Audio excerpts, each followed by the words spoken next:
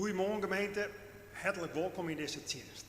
Ik zei die het mooi is verbonden binnen via de livestream. De Blommenuutjerken die gaan als groet van de gemeente naar Siebe en Griet Bruinsma Prins. Mattie Kramer-Akker is juster weer thuiskomen.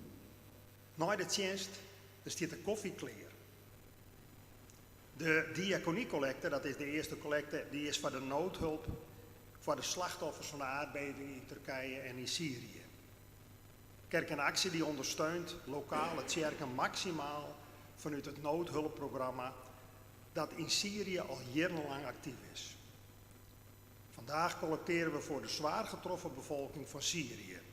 Doe mee en geef. Uw steun is dringend nodig. Namens dominee Seliman, predikant van een van onze partnerkerken in Aleppo, zeggen we dank voor uw bezorgdheid, gebed en hulp. De tweede collecte die is bestemd voor de kerken. Ernst Walstra is organist, lector is Willy Vlug en uw voorganger is dominee Tietje Hipma. Uw intochtslied is Psalm 144, de versen 1 en 2 en we zongen dit altijd kind stinkende. En dan wens we jongens zegen het eerst.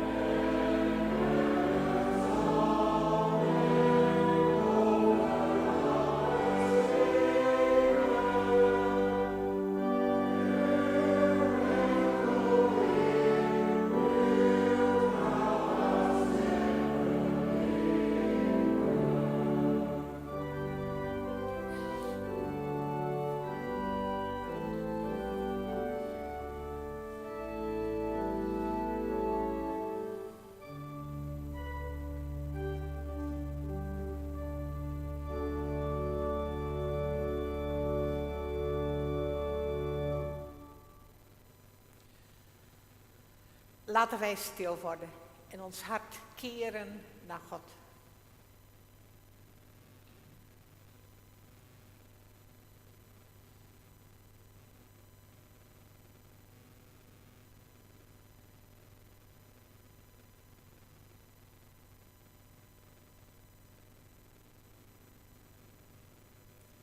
Wij mogen elkaar bemoedigen, omdat onze hulp is in de naam van de eeuwige, die hemel en aarde gemaakt heeft, die trouw blijft tot in eeuwigheid en die niet loslaat het werk van zijn handen. Genade voor jullie en vrede van God onze Vader, van de Heer Jezus Christus, in de gemeenschap van de Heilige Geest. Amen.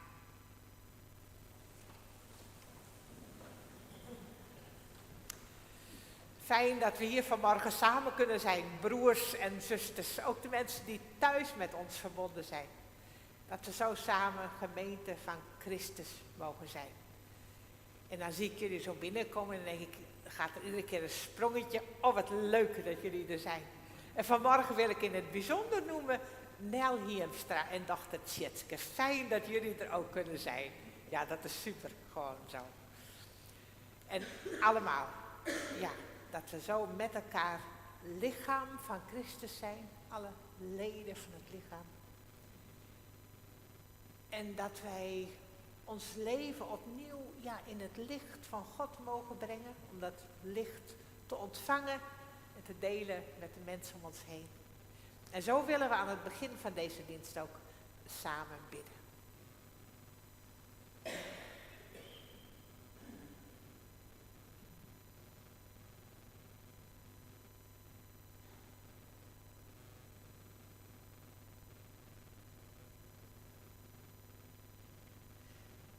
Eeuwige, liefdevolle God,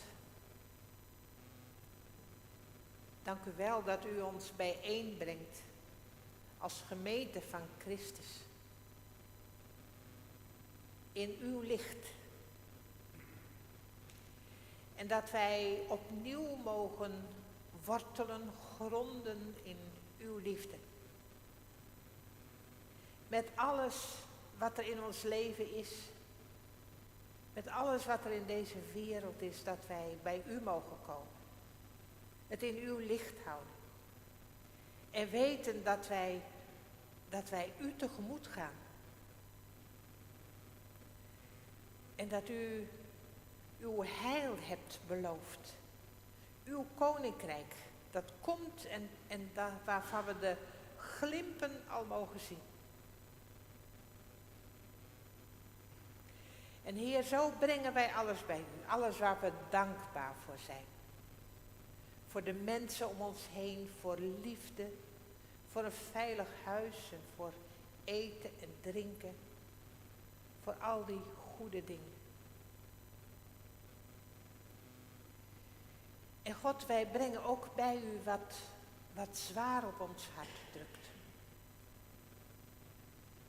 De zorg en het verdriet in ons leven en het gemis. Ziekte waar we mee worstelen. Moeilijkheden en scheidingen tussen mensen.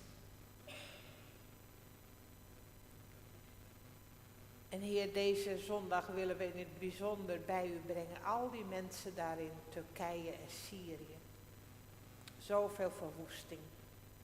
Zoveel leed en lijden.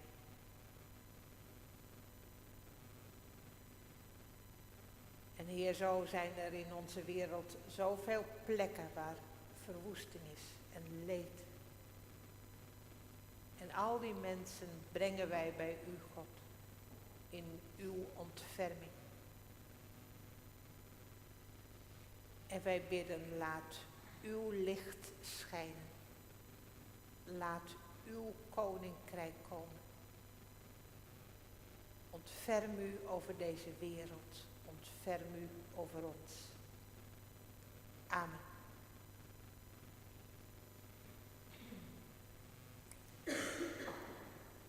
Gemeente, het gaat vandaag over zout en licht en over een weg van leven. En daarbij moest ik denken aan woorden uit de tweede brief aan de Korintiërs van Paulus. En daar wil ik jullie iets van vertellen als een woord van genade en als een richtingwijzer voor ons leven. In die brief schrijft Paulus, hij zegt, jullie zijn een brief van Christus. Dat zegt hij tegen de gemeente. Jullie zijn een brief van Christus. Om de verbinding, het nieuwe verbond te dienen. Om de nieuwe verbinding met God te dienen. Niet de verbinding van de wet, maar de verbinding door de geest. En jullie als brief van Christus zijn niet met gewone inkt geschreven en niet gegrift in platersteen, zoals die 10 woorden bij Mozes. Maar jullie zijn geschreven met de Heilige Geest. God heeft zelf met de Heilige Geest in jullie hart geschreven.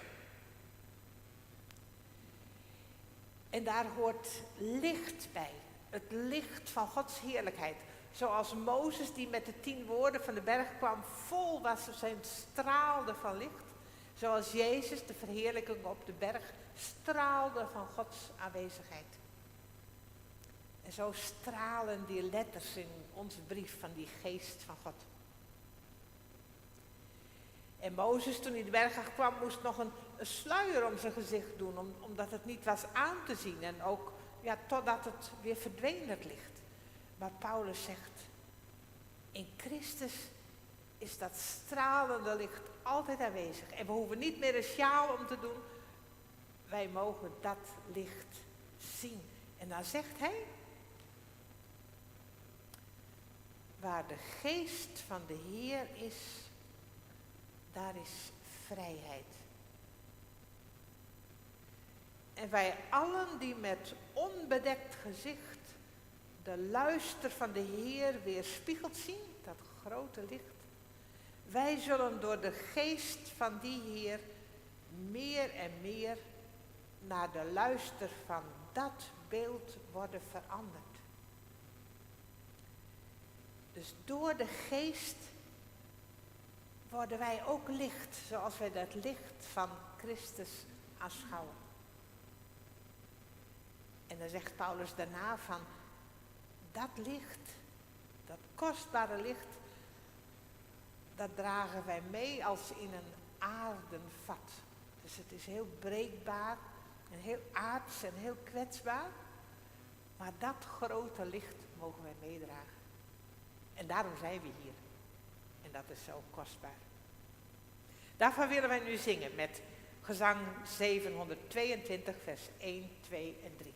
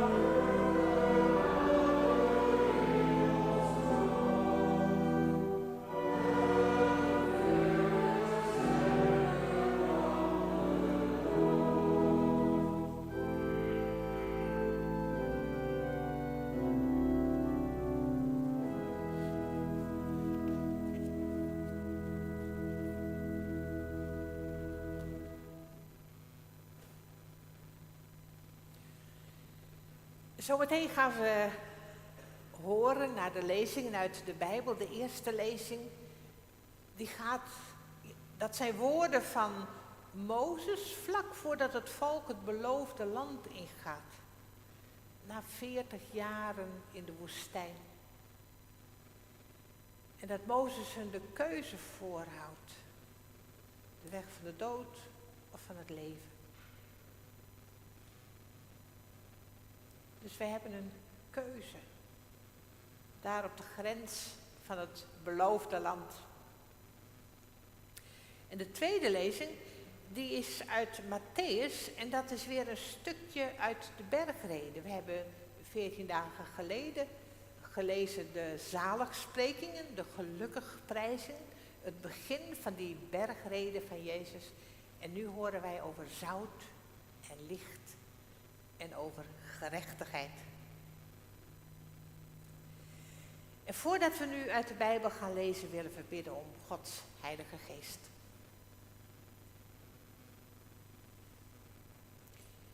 Heer onze God,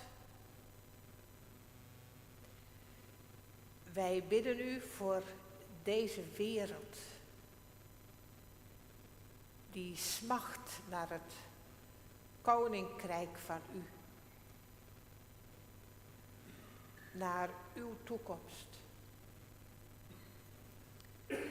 naar uw scheppende en herscheppende woord. En nu willen wij uit de Bijbel lezen en horen naar uw woord, naar uw stem. En wij bidden om uw Heilige Geest, dat dat woord levend mag zijn in onze harten. En dat wij zo'n levende brief mogen worden. Vol van het licht van Christus. Dat bidden wij in Jezus' naam. Amen.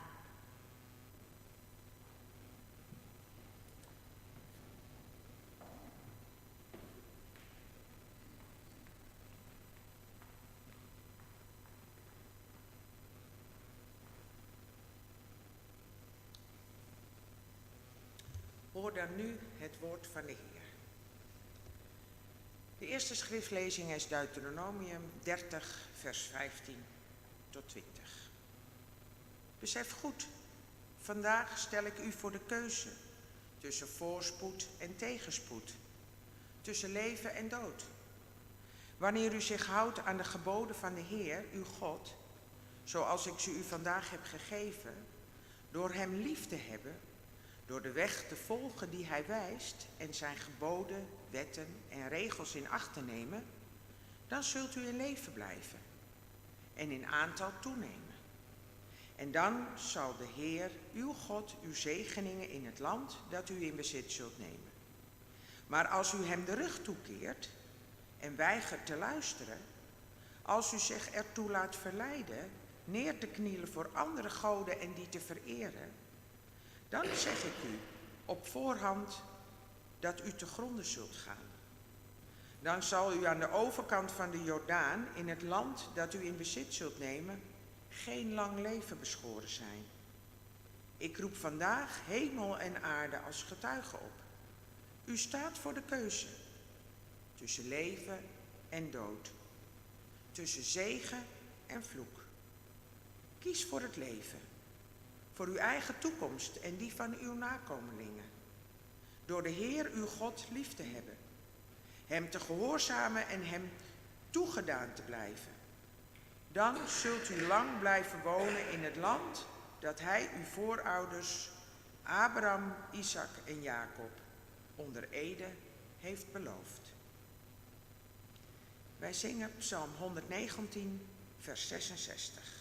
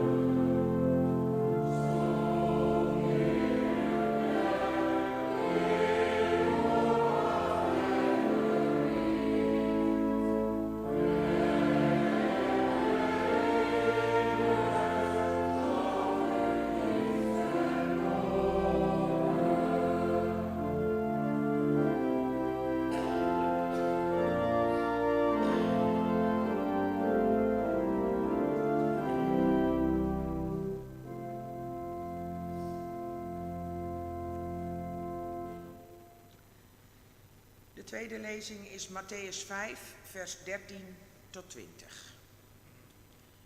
Jullie zijn het zout van de aarde. Maar als het zout zijn smaak verliest, hoe kan het dan weer zout worden gemaakt? Het dient nergens meer voor. Het wordt weggegooid en vertrapt. Jullie zijn het licht van de wereld. Een stad die op een berg ligt, kan niet verborgen blijven. Je steekt ook geen lamp aan om hem vervolgens onder de korenmaat weg te zetten. Nee, je zet hem op een standaard, zodat hij licht geeft voor ieder die in huis is. Zo moet jullie licht schijnen voor de mensen, zodat ze jullie goede daden kunnen zien en eer bewijzen aan jullie Vader in de hemel. Denk niet dat ik gekomen ben om de wet of de profeten af te schaffen. Ik ben niet gekomen om ze af te schaffen, maar om ze tot vervulling te brengen. Ik verzeker jullie, zolang de hemel en de aarde bestaan, blijft elke jota, elke titel in de wet van kracht tot alles gebeurd zal zijn. Wie dus ook maar het minst van deze geboden afschaft en aan anderen leert hetzelfde te doen, zal als de minste worden beschouwd in het koninkrijk van de hemel. Maar wie ze onderhoudt en dat aan anderen leert, zal in het koninkrijk van de hemel in hoog aanzien staan. Want ik zeg jullie, als jullie gerechtigheid niet groter is dan van de schriftgeleerden en de farizeeën, zullen jullie zeker het koninkrijk van de hemel niet binnengaan.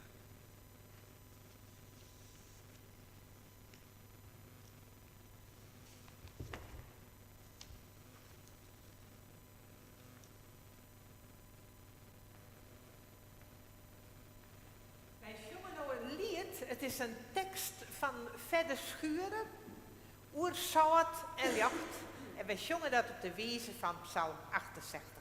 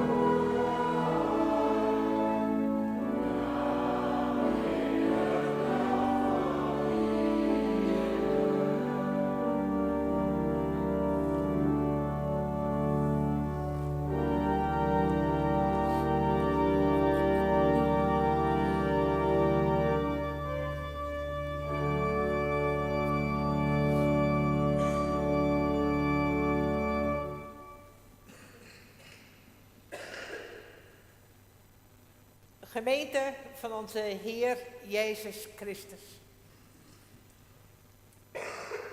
2 weken geleden hebben we het begin, dat stukje uit de bergreden gelezen over de zaligsprekingen.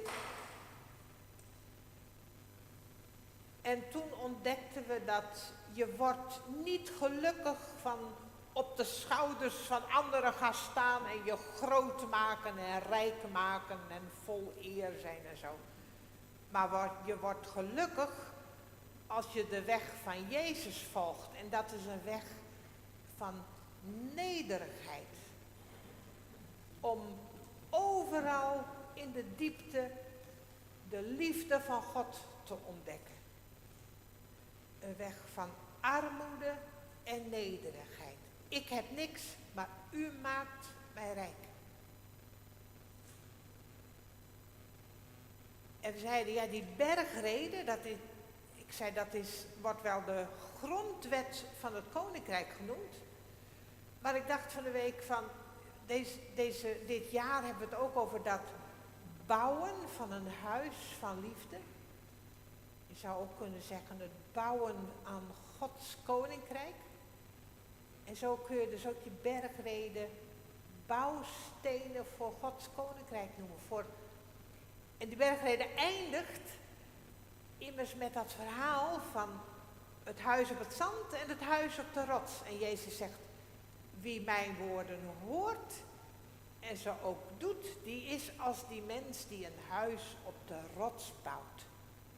Dus dat omgeeft die bergreden, die bouwstenen voor een stevig huis.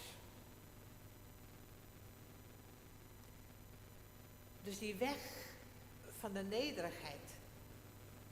En ik noemde toen ook dat trappetje van wat Paulus zegt van ik prijs mij gelukkig in de ellende. Want door die ellende leren wij volharding. En door die volharding ontvangen we betrouwbaarheid. En door die betrouwbaarheid ontvangen we hoop. En die hoop wordt niet beschaamd, omdat de liefde van God door zijn geest in ons wordt uitgegoten. Dat was het begin. En nu komt het vervolg. Dat Jezus zegt, jullie zijn het zout. Jullie geven smaak aan het leven. En jullie zijn het licht van de wereld. Nou, dat is nogal wat. Jullie zijn het licht van de wereld. Jezus, zo staat het in het Johannesevangelie. Jezus zegt ook van zichzelf, ik ben het licht van de wereld. Wie mij volgt zal nooit meer in het donker rondlopen. En zo mogen wij dus licht van de wereld zijn. Precies in dat spoor ook van dat licht dat Mozes meenam van de berg. Dat licht dat straalt als Jezus op de berg is. Dat licht wat gaat stralen als we in ontmoeting met God raken. Dat licht. Dat licht mogen wij in deze wereld zijn. Het licht van de ontmoeting met God. En dan heeft Jezus het daarbij over gerechtigheid. En hij zegt, als jullie gerechtigheid niet groter is dan die van de schriftgeleerden en de farizeeën, dan zullen jullie niet het koninkrijk van de hemel, het koninkrijk van God binnengaan. En ik denk niet dat dat iets is van, pas maar op, want dat is het oordeel van later, maar ik geloof dat dat gewoon heel in het hier en nu is. Want die gerechtigheid van de schriftgeleerden en de farizeeën, waar Jezus dan op doelt, is denk ik iets van dat het alleen maar buitenkant is. Dat precies is dat jezelf groot maken. En daar zit immers helemaal geen geluk en licht in. Maar als dat licht binnenin jou zit, die woorden geschreven met het licht van de geest, dan zit die gerechtigheid ook in je. En dan ga je recht doen in deze wereld. Aan mensen, ook aan jezelf en ook aan de mensen om je heen. En daar, overal waar mensen zo leven, daar is koninkrijk van God. Dus als jij alleen maar bij de buitenkant blijft van kijk mij eens, dan is er geen koninkrijk. Maar als jij leeft uit die levende letters van de geest, dan is daar koninkrijk, dan is daar licht. Dan zijn wij verbonden met God, de nieuwe verbinding. Die brief van Christus, dat is de nieuwe verbinding met God. En overal waar die verbinding er is, daar is licht, daar is recht. Ik geloof dat dat de kern is van de woorden die wij lezen vanmorgen. Dus, en dat kun je ook verbinden met wat Mozes zegt. Welke keuze maken wij? Blijven wij bij die buitenkant van die schriftgeleerden en de fariseeën, van kijk mij eens en wij weten hoe het zit en met die woorden van God en zo? Of is het in ons, die levende letters van de geest, die brief van Christus? Dragen wij dat licht in ons mee? Ja, een aardevat, heel kwetsbaar, maar wij dragen wel dat licht in ons mee. En als we dat doen, dan kunnen we zout van de aarde zijn en licht in deze wereld. En dat is een enorme vreugde, die vreugde waar het evangelie van spreekt. Dat wij zout en licht mogen zijn. Ja, en dan komt het erop aan, hoe gaat dat dan in het dagelijks leven? En nou, ik wil jullie maar eens een voorbeeld noemen. Wij waren woensdagmorgen bij elkaar in Nijkleerster met een aantal collega's, omdat we een studiemorgen hadden over kerk en dorp. En je merkt eigenlijk in alle dorpen, alle kerken zeggen wij willen ook kerk voor het dorp zijn. En ik geloof dat dat heel goed is, want dat licht van Christus is niet om alleen maar in de kerk te schijnen, maar dat is om voor de hele wereld te schijnen. Het evangelie is voor het hele dorp en voor de hele wereld. Dus daar hebben we bij stilgestaan. En hoe kun je dan zo dat licht zijn dat dat in het hele dorp is? En daar hebben natuurlijk allerhande mensen over nagedacht. En er is je hebt ook overal zo in de landen in Europa, waar het een beetje vergelijkbaar is met de kerk als hier. Ja, heb je zeg maar de oude dorpskerken, waar de mensen ook wat ouder worden. En je hebt ook allerlei soorten van pioniersplekken, nieuwe sporen, zeg maar, zoals Nijkleerster, maar ook onze kledingwinkel, of onze deelwinkel is eigenlijk ook zo'n nieuw spoortje, hè, dat je probeert op nieuwe manieren ook weer iets van dat licht te laten zien. En er zijn theologen in Engeland en die spraken dan over de solid church en de fluid church, dus de vaste en de vloeibare kerk. En je kunt zeggen, de vaste kerk, dat is wat we kennen. Kerkgebouwen met ons op zondagmorgen. En het evangelie wordt verkondigd. Dat is herkenbaar en vast, dat zien we. En je hebt de vloeibare kerk. Ja, deelwinkel, dwarpsmiel of hulp aan vluchtelingen. Of verzin maar, hè? Een Christkuier. Dat het buiten het gebouw is. En dat je soms denkt, ja, is dit ook kerk of niet? En dat je tegelijk voelt van hier proberen mensen wel zout en licht te zijn. Dus dat zijn de vloeibare vormen van kerk zijn. En dat vaste zo van hier zo op zondagmorgen, ja, dit is kerk.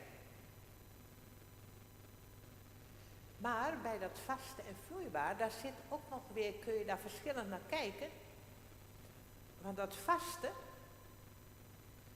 dat kan ook iets worden van dat vasten van die farizeeën en die schriftgeleerden. Die zeggen van, kijk, wij weten hoe het zit. Dit is de kerk. En daar gaat het nou natuurlijk net niet om, hè. Maar het gaat om, als het ware, Christus in die kerk. Jezus die daar met 12 leerlingen door het land loopt. En daar had je ook de synagoge waar Jezus af en toe kwam, maar ook wel in conflict raakte. Ja, was dat nou die vaste kerk in die tijd, die synagoge? Of was Jezus eigenlijk die vaste kerk? Snappen jullie het verschil? Dus die vaste kerk zit niet zo erg in het gebouw of hoe we het altijd deden, maar dat vaste zit erin dat wij werkelijk verbonden zijn met God, met Christus. Dat wij dat licht meedragen. En dan is dat vaste wel een beetje anders dan zo'n gebouw met stenen dat je duidelijk ziet. Maar uiteindelijk is dat die vaste grond.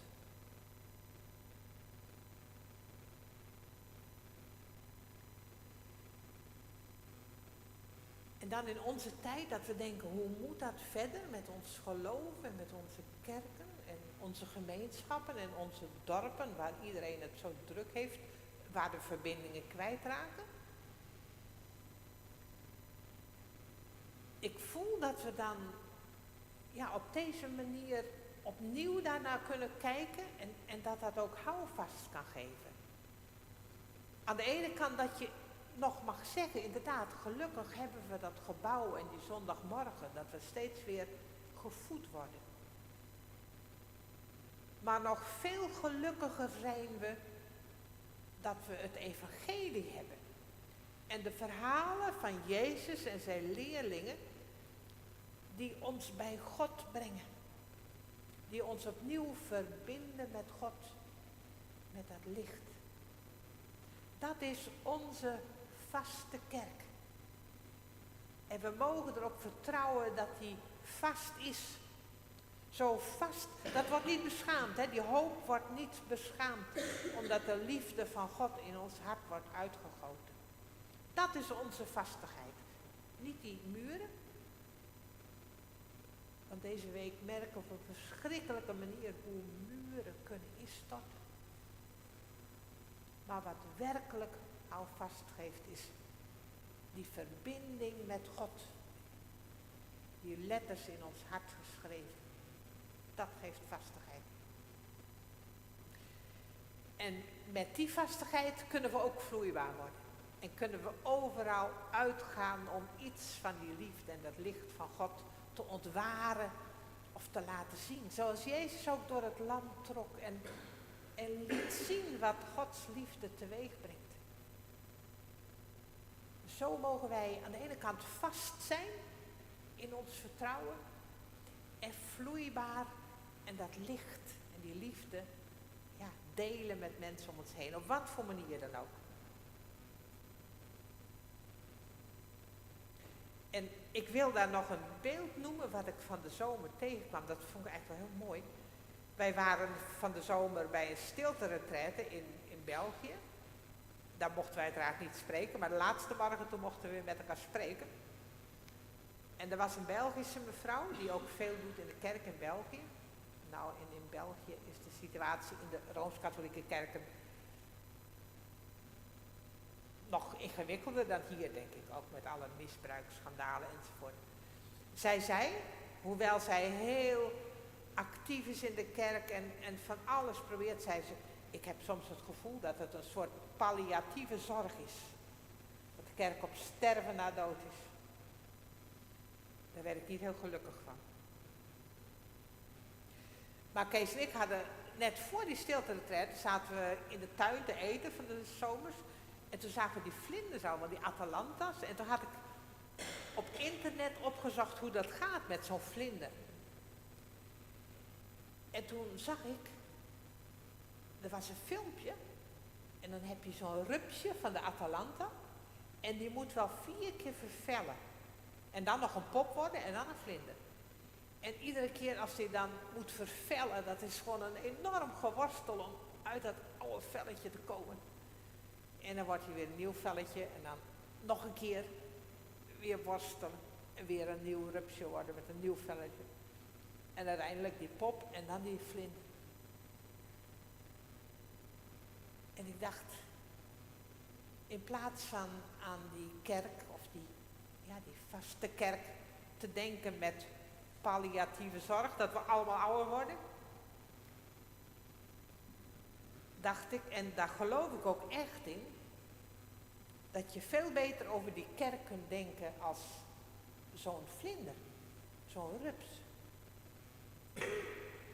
Want door de eeuwen heen is de kerk steeds weer veranderd. Er zijn zelfs mooie woorden voor in de kerkgeschiedenis. Over reformatie. Reformatie is veranderen, hè? Hervorming, ja? Dus de kerk verandert steeds weer. Moet iedere keer weer uit zijn oude velletje worstelen. Maar daar blijft dat geheim, hè? Dat vaste geheim. Dat uiteindelijk via die pop die vlinder wordt. En dan zijn we weer bij die vaste kerk. Bij dat geheim van het evangelie. Dat mogen we weten, dat dat in ons blijft. En dat we soms heel erg moeten worstelen om dat vorm te geven in deze wereld. Maar dat we mogen vertrouwen dat wij bestemd zijn om een vlinder te zijn van God.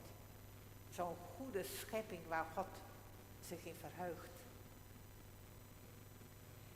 En ik geloof dat geldt voor de kerk, maar dat geldt voor ieder mensenleven. Dat we soms heel erg moeten worstelen om tot de kern te komen, om te weten waar het allemaal goed voor is. Maar dat je bij iedere worsteling mag geloven en vertrouwen dat het uitloopt op die vlinder. Op die goede schepping die God voor ogen heeft. Ik hoop en bid dat wij zo met elkaar het vertrouwen mogen bewaren. En dat wij iets mogen laten proeven in onze omgeving van dat goede koninkrijk van God. Van zout en licht. Amen.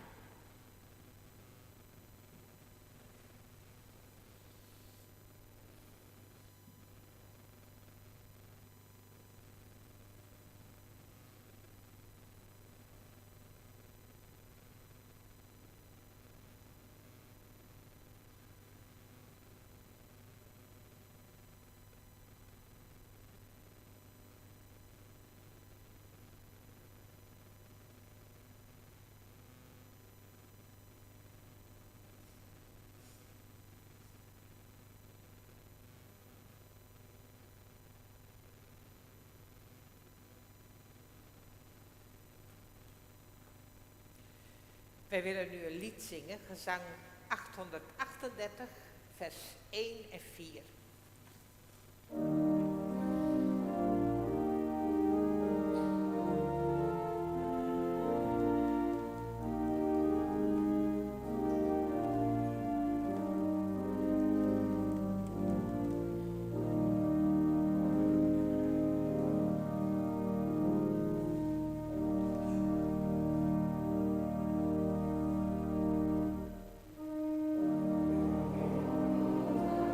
O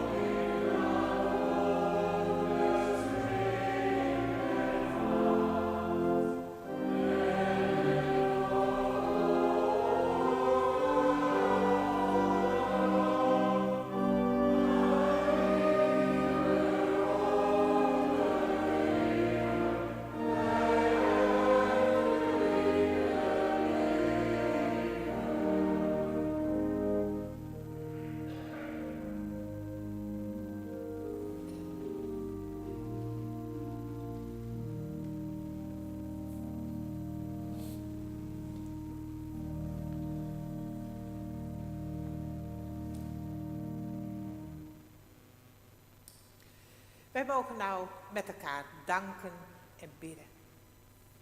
We willen bidden voor de mensen in Turkije en Syrië. Ik wil ook noemen, ik heb niet goed opgelet bij de aankondiging, maar dat Matti Kramer weer thuisgekomen is. Had je dat al?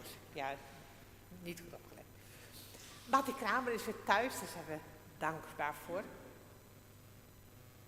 Ik wil ook noemen dat mocht van Willy Vlug, die wordt niet komende week, maar de week daarna waarschijnlijk geopereerd aan de hersentumor. Dat is ook best heel spannend. We willen bidden ook om zegen daarover. En ik wil jullie vragen of er nog meer is wat jullie willen noemen om voor te danken of om te bidden.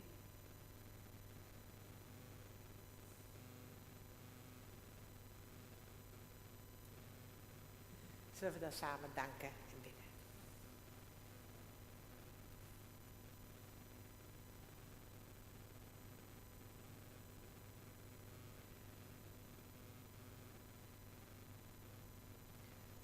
Dank u wel, God, dat u ons iedere keer opnieuw zegent met uw woord.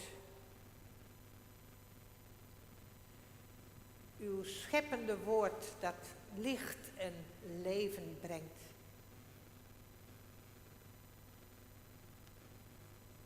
Dat ons verbindt met u en met elkaar. Dat grond onder onze voeten is en toekomst voor ons uit.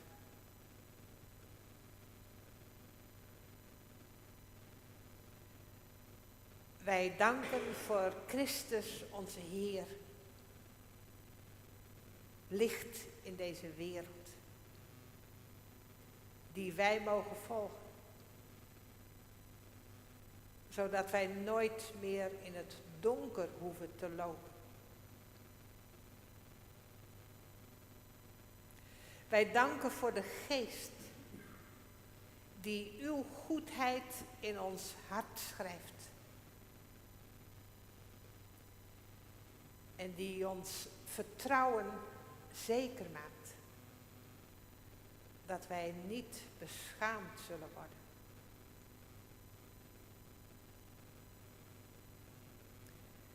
Wij danken u, God, dat wij zo in verbinding mogen leven met u. En wij bidden dat die verbinding sterk mag zijn.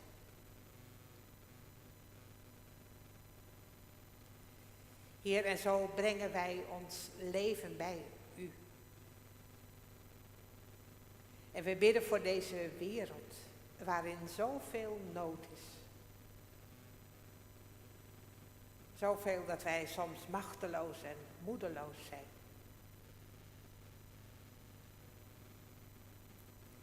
Maar geef ons de kracht, God, om altijd opnieuw zout en licht te zijn. Licht in zo'n aardenvat. Maar een niet te doven licht.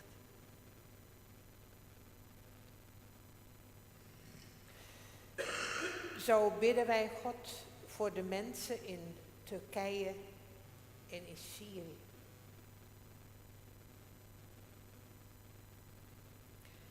Wij bidden voor de mensen in Oekraïne, in Rusland en ook in buurland Moldavië.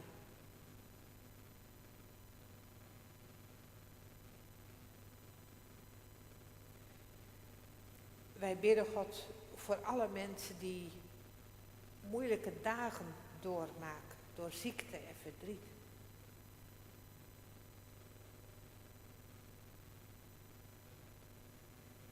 En wij bidden God om uw kracht. Zo willen wij vandaag ook bidden voor Willy Vlug en haar gezin.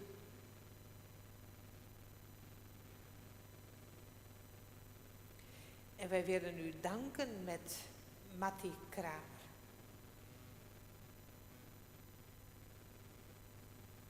En zo zijn er in ons hart allerlei namen, Heer, van mensen die wij bij u willen brengen. En wij bidden om uw nabijheid.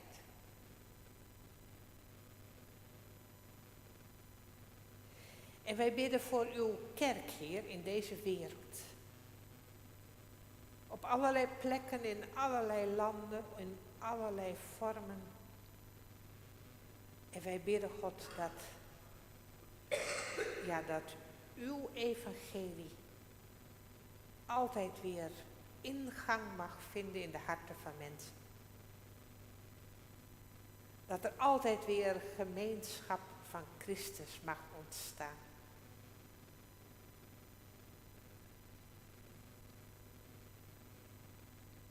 Heer, in de stilte willen wij bidden en zeggen wat de ander niet voor ons kan zeggen. En luisteren naar u.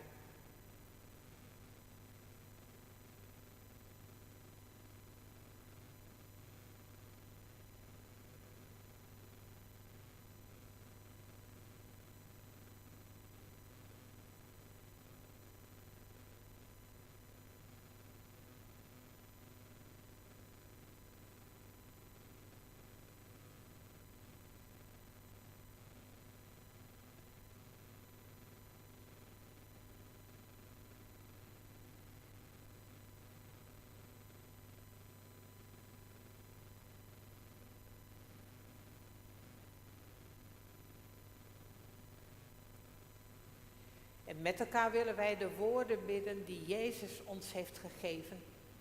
Onze Vader die in de hemelen zijt. Uw naam worden geheiligd. Uw koninkrijk komen. Uw wil geschieden. Gelijk in de hemel als ook op aarde. Geef ons heden ons dagelijks brood. En vergeef ons onze schulden. Gelijk ook wij vergeven onze schuldenaren. En leid ons niet in verzoeking, maar verlos ons van de boze.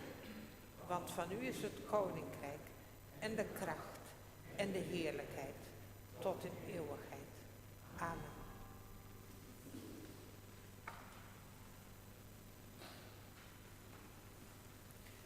Het is altijd wonderlijk hoe mooi de klok soms meedoet in de kerkdienst. Hè?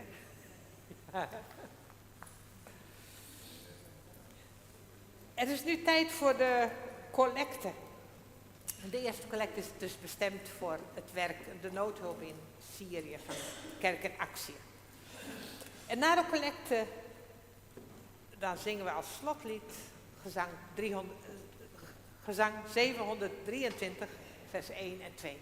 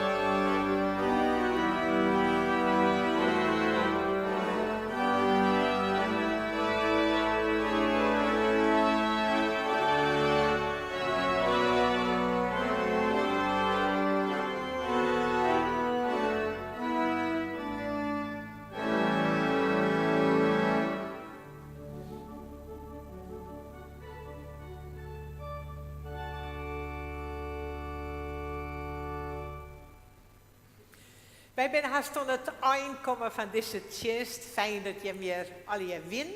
Je bent hartelijk welkom bij de koffie als nog. En ik dacht ik nog even, er is waast ik werd dwarpsmeal in het lokaal. Dus wie het mij eten wil, welkom. Dan mag je dat even melden nog.